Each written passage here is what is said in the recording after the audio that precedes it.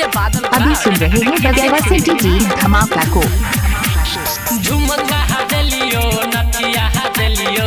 पायल दूध जोड़ा गे पायल दूध जोड़ा गे झुमका हदलियो नथिया हदलियो पायल दूध जोड़ा गे तब दोसर से बियाह कैला तब दोसर से बियाह कैला लाज न लगल तोरा गे तब दोसर से बियाह कैला लाज न लगल तोरा गे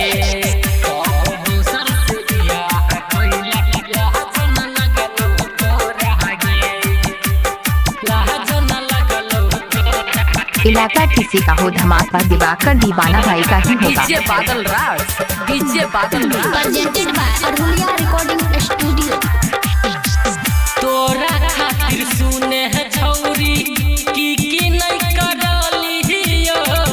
तोरा खातिर सुने है छौरी की नहीं करली हाँ पढ़े रही साथे कॉलेज फीस हम भरली हो पढ़े रही साथे कॉलेज फीस हम भरली हाँ पढ़े रही साथे कॉलेज फीस हम भरलियो हे दुल्हा मिललो करिया तोरा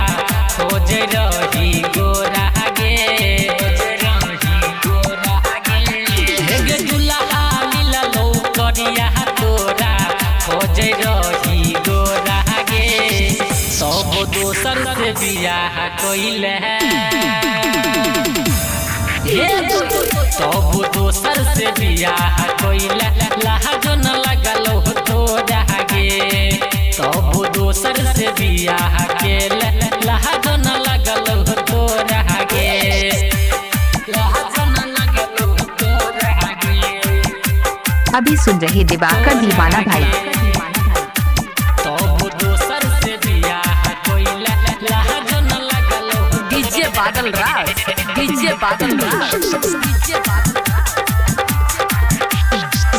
हमारा से धोखा कैलही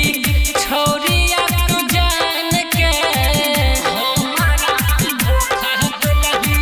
छौरिया तू जान के मोरा जइबो तोरा याद में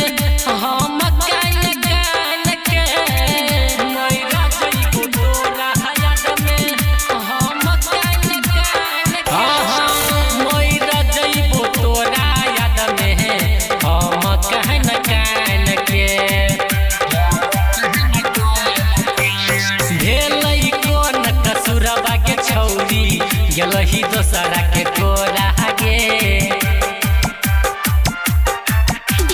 गायक सिकंदर कहै छौ गे छौरी गेलही दोसरा के कोरा गे सब दोसर से बियाह कैला सुनना